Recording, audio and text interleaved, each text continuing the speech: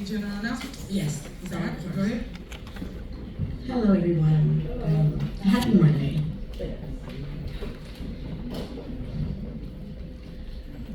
I want to say that I listened to all of the residents speak today. And I know that the goal is to work together, right? I truly believe, that you want to go fast, you go alone. If you want to go far, you go together. The issue is that we have a mayor and administration that thinks this is a dictatorship, and it's not. This is not Russian. We do not have Putin up here. This is a democracy, and that's what I need everyone, the residents, to realize. We have residents that call me and said, hey, I received a $500 grass cutting fine. My job as a trustee is to work for the residents. So when I hear someone say that and that's a concern, it's my job to make sure that it's added to the agenda so that we can discuss it, because a problem for a resident is a problem for all of us. I have a senior who called me and said, hey, I have a pit bull in my backyard. It's been there for days. I want to know if you all have animal control. I take that as a concern. My job is to add it to the agenda so that we can have discussion, because we all have questions. These are the things that we really come here to discuss. Residents and concerns. This is how we have a better community.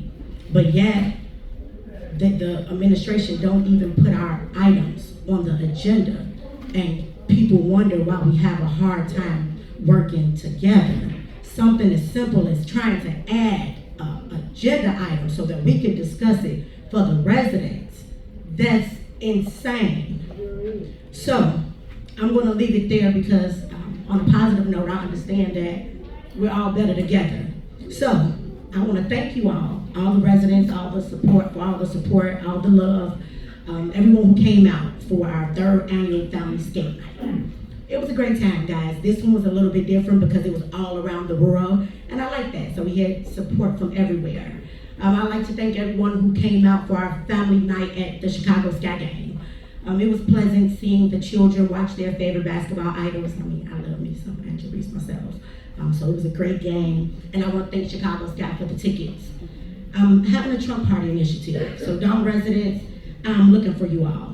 If you know someone, or if you're having a Trump party this summer, please contact me. I would love to stop by and show some support. I truly believe that it takes a village. So contact me. My phone number is 708-968-4297, or feel free to email me at bnorwood@villageofdolton.org. Last but not least, residents, I heard you all. I heard your cries regarding the taxes. Join us on June the 11th, Thursday, July the 11th. Time flies when you're having fun. 6 o'clock to 8:30 p.m. We're going to discuss taxes.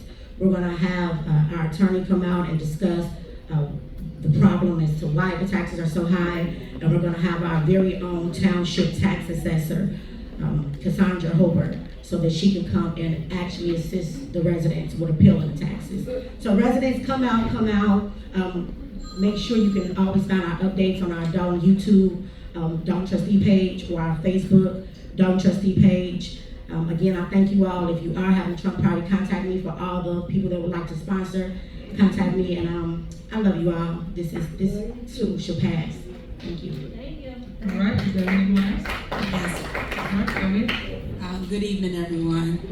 First off, I would like to say we did a community initiative for a community garage sale with the Dolton Park District on Saturday, which was a great event, and hopefully we'll be able to do another one in September. It's all about working together. As Trustee Norwood said, we see what's going on, and we appreciate everyone that is helping and supporting us. What I can say out of all of this foolishness is that it has brought the community together. And I say that because people that haven't even thought about politics come and watch, and it's not a show, but they're involved to see what's actually going on with their tax dollars. The sad part is we can't even get a business in here because of the fact of what's going on. No reputable business would want to come to our town because of the foolishness that's happening. I would address and say that please immediately following this meeting, remain in your seat because we have a special board meeting. Why we have a special board meeting? Because we sent agenda items in to be placed on this agenda as a regular meeting, which we have the ability to do that, and they were removed. These are items that we have the ability, because we're trustees, we can do that. And for someone to continue to monitor, remove, and take off our items, it's a slap in the face. Yes, she is the chairperson, but it is the Village of Dolton Board of Trustees meeting. So as long as we have a quorum, we can have a special meeting here. It's a shame that we even have to go through this. If our items was placed on the agenda, we would go through the meeting and continue on and go about our way. But because of someone wanted to be a self-servant and not a public servant, these are the things that we're encountering. It's sad, and yes, she said clickbait. It's a shame that probably from now until she go to jail, we'll be looking at camera people in here. We shouldn't be on TV every first Monday about what's going on in the Village of Dolton.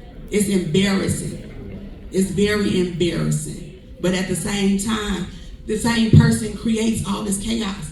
Are y'all not going to the Thornton meetings? Y'all see the same thing happening over there, and it's not the same people. So who is the common denominator? Who is the person that's really creating the chaos? So when people ask, you have absolutely the right to ask about your money, because it's your money. You work hard for it, so you have the ability to ask about it. So when people going out of town, when people paying for stuff, when I'm shaking a hand to make a deal and not running it past the appropriate people that's supposed to approve it, then you should ask, and you should hold those people accountable. Have a great day. All right, is there anybody else? Okay, go ahead. Good evening, everyone. July the 13th is Tea with the Trustees, 9:30 a.m., Lester Long Fieldhouse, 147th and Evers. It's just for you to come out and voice your concerns to the trustees, and hopefully we can get an answer for some of the problems that our residents are experiencing. Also, July the 20th is the MS Walk. We're asking everyone to bring someone. Former trustee Ed Steve suffers MS, and we want to come out and show our support for our former trustee. So please, please, please, everyone bring a person, bring 2 or 3 or 4. It's just a short walk around the park. We want to show our love and support for former trustee Ed Steve and anyone that suffers MS. Please come out. They have some awesome information that if we can share with others, or we can put on our Facebook page, put everything else on there. Definitely put this MS Walk. July the 20th is going to be at Dolton Park. Please, please, please, I'm asking everyone to come out and support former trustee Ed Steve. Thank you. All right, anyone else? Just for the record. All right, go ahead. Okay, I'm gonna have 2 updates and then just maybe a comment. One update being for the residents, we do hear your statements about concerns about Open Meetings Act violations of being in this building. The original meeting that the restrictions occurred with metal detectors, limited seating, the board decided that we felt that it was improper, and we adjourned that meeting accordingly. Following that meeting, we've made 2 outreaches in April as well as in May through our attorneys to the Attorney General's office. We had not gotten immediate response. However, thankfully, with assistance and persistence through residents as well, Mr. Dan Lee amongst other residents who have joined in the writing, we've been able to receive a response from the Attorney General's office on June 10th. They responded saying that the matter does determine further investigation and seek a response from the administration. That was June 10th, well, the original letter came. June 28th, last Friday, apparently no response has been given So a second request has been issued, and that second request is essentially saying that if we do not get a response, they have no choice but to deem this an Open Meetings Act violation. So hopefully there will be a response published for the residents, as we will look forward to that. As the board, we are waiting to get a proper ruling so that we can decide on next steps on that matter. So I wanted to make sure I make that comment because there are residents that asked why one meeting was adjourned and the others were not. We are trying to allow the process to play itself out. Secondly, update on the status, and we know the last meeting was less than pleasurable based on the request. So we do have an update, or I have an update email that was received from the investigation on former Mayor Lightfoot. Has emailed a response that I want to read into record, so that way hopefully this will be much more peaceful. So her statement: we are making consistent progress in addressing the questions the board has asked us to address in its resolution. We have conducted a number of witness interviews, many of which have been very informative and have led to the discovery of other relevant evidence. We have reviewed many lawsuits filed. We have reviewed historic village legislative action, and we have issued scores of FOIA requests to the village of Dolton and elsewhere. As a result of this work, a picture is emerging of the village's finances, the way in which the current executive administration operates, many issues with the police department regarding staffing and operations, and overall how the village form of government does or does not comply with state law, its own ordinances and long-standing norms regarding the village government. Not surprisingly, there have been obstacles.